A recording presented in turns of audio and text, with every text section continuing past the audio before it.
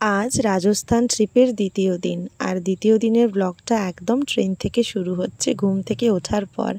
আজ সারাদিন ট্রেনের মধ্যে কি কি খেয়েছি, কি কি করেছি, সবটাই তোমাদের সঙ্গে আজ শেয়ার করব। তো চলো আজ রাজস্থান ট্রিপের দ্বিতীয় দিনটা তোমাদেরকে তুলে ধরি। Good morning everyone, welcome back to my channel Payel's art and beauty, and I am your Payel. I hope কি তোমরা সবাই খুব ভালো আছো, আর আমরাও ভীষণ ভালো আছি। কাল তো ট্রেনে উঠে গেছিলাম, এখন ট্রেনেই আছি। আজকে রাত্রি 1টা নাগাদ পৌঁছবো, তো ব্লগটা তাই জন্য ট্রেন থেকেই আজকে স্টার্ট করছি। আর চলো সারাদিন কি কি হচ্ছে না হচ্ছে ট্রেনের মধ্যে খুঁটিনাটি ছোটোখাটো অনেক কিছু শেয়ার করার আছে, তো আজকের ব্লগটা এখান থেকে স্টার্ট করলাম। আমরা যে ট্রেনটায় ট্রাভেল করছিলাম রাজস্থানের উদ্দেশ্যে, ট্রেনটা একদম রাইট টাইমে ছিল, তাই কোনো অসুবিধে হচ্ছিল না। সকালবেলা ঘুম থেকে উঠেই বাঙালিদের প্রধান খাওয়া সেটা হচ্ছে মুড়ি। মা শসা, পেঁয়াজ, টমেটো, কাঁচা লঙ্কা, ঝুরি ভাজা মুড়ি সব কিছুই বাড়ি থেকে নিয়ে এসেছিল, তো সেটাই আমি এখন শসা ছাড়াতে বসে পড়েছি। একটা কথা আছে না, বাঙালি যেখানেই যাবে মুড়ি খাবে, সেটার বিকল্প কিন্তু ট্রেনেও হয়নি। অল্প করে শশা মুড়ি খাওয়ার জন্য সবাই একেবারে প্রস্তুত, তাই জন্য আমি শশাগুলোকে ভালো করে ছাড়িয়ে এরকমভাবে কেটে নিচ্ছি। যতটা ছাড়াতে পেরেছি ততটাই ছাড়িয়েছি।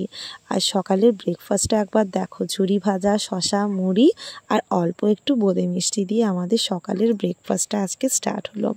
সবাই ভীষণ মজা করতে করতে যাচ্ছিল। এই নাও আনন্দ সোজা কাট না আমার মুড়ি শেষ খাওয়া শুরু হলো।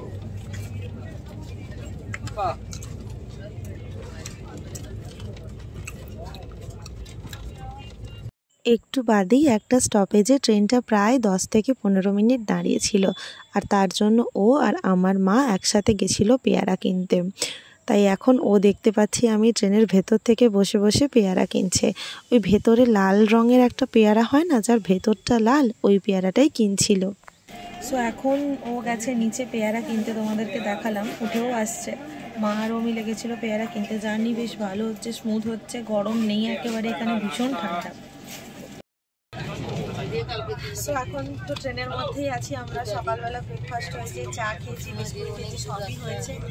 এসি বগির মধ্যে থাকার জন্য অতটা হচ্ছে তোমার গরম টরম লাগছে না, মুখ তো পুরো একদম ঠিকঠাকই আছে। এক্সস্টেড দিকে ও আছে, আর বাইরের ভিউ তেমন এখনো কিছু সেরকম দেখিনি, নর্মাল যা যা আমরা দেখি সেই সবই দেখছি। দুপুরের লাঞ্চটা এখান থেকেই বলেছি, সেই সবই শেয়ার করব। আর ব্লগটা দেখতে থাকো, এনজয় করতে থাকো। আর একটা কথা বলে দিই, আমরা যার সাথে প্ল্যান করেছি ট্যুরটা, তার সমস্ত ডিটেলস আমি ডিসক্রিপশন বক্সে মেনশন করে দেব, নাম সমেত সব কিছু মেনশন করে দেব।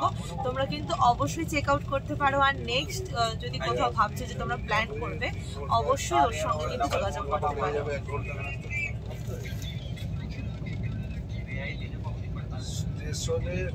যদিও ট্রেনের মধ্যে ধুলোবালির কোনো সেরকম বালাই ছিল না, তাও ওয়েট টিস্যুটা যখন এনেছিলাম ভাবলাম একটু ভালো করে মুখটা পরিষ্কার করে নিই ওয়েট টিস্যু দিয়ে।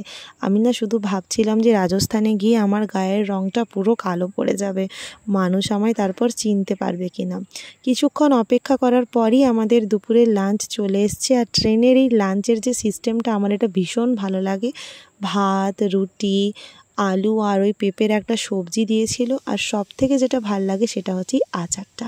আচারটা কিন্তু অবশ্যই দেবে। আর নতুন কি দেখলাম জানো, এই যে এটা হচ্ছে সোনপাপড়ি, মিষ্টির বদলে সোনপাপড়ি দিয়েছে। এখানে ছিল ডিমের কারি আর ছিল রুটি। ট্রেনে তো ভেজ না হলে নন ভেজ বলতেই ডিমের কারিটাই একমাত্র দেয়। আর এই যে এই প্যাকেটটার মধ্যে ছিল রুটি। ও আর আমি ডিম নিয়েছিলাম, আমার মাও ডিম নিয়েছিল, বাকি কিছুজন ভেজও নিয়েছিল। তো চলো ভালো করে ভুঁড়িভোজটা সেরে নেওয়া যাক। মাত্র ব্যক্তি যে সারাক্ষণ ফোন ঘেটেছে কানে হেডফোন দিয়ে, এই যে ফোন ঘাটছে। আমি হইচই থেকে ফোনটা ঘাটছো তো, হইচইটা আমি তোমার ডিভাইসটা ডিলিট করে দিচ্ছি, আর চলবে না। করে দিই, আর ফোন ঘাঁটতে হবে না, তখন বসে থাকবে চুপচাপ করে। এখানে মা ঘুমাচ্ছে।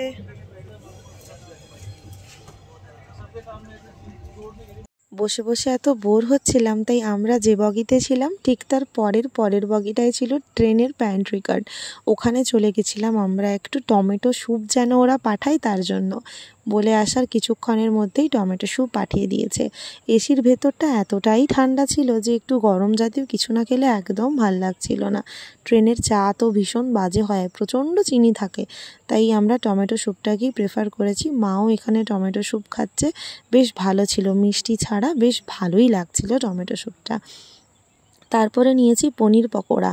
ভেবেছিলাম ভেতরে বেশ অনেক পনির থাকবে, খেতে বেশ মুচমুচে হবে, কিন্তু বিশ্বাস করো ভীষণ বাজে খেতে ছিল। আমরা মোটামুটি ওই রাত্রিবেলা 1টা বা 1:30 নাগাদ স্টেশন পৌঁছবো, মানে আজমির স্টেশন পৌঁছবো। ওখান থেকে আমাদের গাড়ি বুক করা আছে, যেহেতু আমরা ট্রাভেল এজেন্সিতে এসেছি সমস্ত কিছুই একদম প্রপারলি বুক করা আছে। তো ওখান থেকে আমাদের নিতে আসবে, তারপর আমরা সোজা হোটেলে যাব, চেক ইন করবো, তারপরে ঘোরাঘুরি স্টার্ট করব। আর জানি না ইউটিউবে কি সমস্যা চলছে, আমার সাবস্ক্রাইবার খড়খড় করতে আছে, তো তোমরা প্লিজ যারা ভিডিওটা দেখবে সাবস্ক্রাইব না করে যেও না, সাবস্ক্রাইব করে তারপরে চ্যানেলটা ছেড়ো, ঠিক আছে? আর ওই যেখানে ফোন ঘাটছে, সারাক্ষণ ফোনই ঘাটছে। সিনেমাগুলো সব হইচই থেকে নিয়ে এসছে ডাউনলোড করে, ব্যাস। কিছুক্ষণ পরে ভাবলাম একটুখানি কফি খাই। দুজনে মিলে আমরা একটা কফি নিয়েছিলাম, বেশ অনেকটাই কফি দিয়েছিল। বিস্কুটটা ডুবিয়ে খাবো বলে দুজনে মিলে একটা কফি অর্ডার করেছিলাম, আর অর্ডার করা হয়নি। ভেবেছিলাম আর একটু চা নেব, কিন্তু প্রচণ্ড বাজে, সত্যি বাজে খেতে ছিল ট্রেনের চাটা, তাই আর চা আমরা নেইনি, দুজনে মিলে একটা কফি খেলাম। ট্রেনে উঠলেই মনে হয় সারাক্ষণ মুখের মধ্যে কিছু একটা ভরা থাক। তারপরে চলে এসছে চানা, ওই কাঁচা ছোলা, বাদাম এইসব দিয়ে, শসা পেঁয়াজ দিয়ে, অল্প একটু বিট নুন ছড়িয়ে, কাঁচা লঙ্কা দিয়ে এসছে চানাটা দেখে আমার মা একেবারে লোভ সামলাতে পারেনি, দৌড়ে দৌড়ে নিয়ে চলে এসছে চানা। আর চানাটাও নাকি ভীষণ ভালো খেতে ছিল। ও প্রথমে ট্রাই করছিল, তারপরে আমিও চানা খেয়েছি। কার কার এরকম হয় বলো তো, যে ট্রেনে বসলেই মনে হয় সারাক্ষণ মুখটা যেন চলতে থাকে, মুখটা যেন না থাকে। অনেক ডায়েট করা হয়েছে, এই কদিন নো ডায়েট, শুধু খাবো আর ভালো করে ঘুরবো। চানা খেয়ে কিছুক্ষণ ওয়েট করার পরই আমাদের রাতের ডিনার দিয়ে গেছে। ভাত, স্যালাড, আলু ভাজা, ডাল মাখনি, এখানে পনির আর তোমার মটরের তরকারি, খুব টেস্টি ছিল। আর সাথে নিয়েছিলাম 2টো ডিম, ওর একটা আমার একটা। এখন রুটি দিয়েছে, সকালে পরোটা দিয়েছিল না, এখন রুটি দিয়েছে। দেখে নাও, সবাই মিলে এখানে খেতে শুরু করে দিয়েছে। বাপিরা সবাই রুটি খাচ্ছিল, আমরা দুজন ভাত খাচ্ছিলাম। আর দেখতে দেখতে ঠিক রাত 2টোর সময় আমরা পৌঁছে গেছি আজমির স্টেশনে। মাত্র আমরা আজমির স্টেশনে নামলাম, এখন ঘড়িতে বাজে 2টো, আর এখনই আমরা হোটেল চলে যাব। প্রথমে কথা ছিল স্টেশনে ওয়েট করে সকালবেলা হোটেল যাওয়ার, কিন্তু আমরা এখনই হোটেল বেরিয়ে যাব। গাড়ি হচ্ছে মানে গাড়ি বাইরেই পার্কিংয়ে আছে। সমস্ত কিছু আমরা যাদের সাথে এসছি তারাই সব অর্গানাইজ করে দিয়েছি সুন্দরভাবে, কোনো রকম কোনো অসুবিধে হচ্ছে না, সব কিছুই ভীষণ প্রপারলি হচ্ছে। তো এখন যাই, উঠি, হোটেলে যাই। আমাদের কথা ছিল আজকের রাতটা আজমির স্টেশনে কাটিয়ে, আমাদের কথা ছিল আজকে রাতটা আজমির স্টেশনে কাটিয়ে ভোরবেলা হোটেলে চেক ইন করবো, কিন্তু মৈনাকদা মানে যার সাথে আমরা এসছি সে আমাদের আজকে রাতেই যাওয়ার ব্যবস্থা করে দিয়েছে, প্লাস হোটেলে 2টো রুম অ্যারেঞ্জ করে দিয়েছে। যদিও আমাদের চেক ইন ছিল কাল 9টায়, বাট সব কিছু সুন্দরভাবে অ্যারেঞ্জ করে দিয়েছে।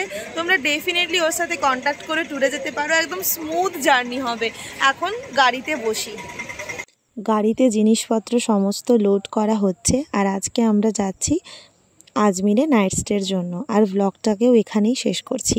কালকে দেখা হচ্ছে সকালবেলা আজমির থেকে। ততক্ষণের জন্য সবাই ভালো থেকো, সুস্থ থেকো, সাবধানে থেকো, আর চ্যানেলটা সাবস্ক্রাইব করে দিও। বাই।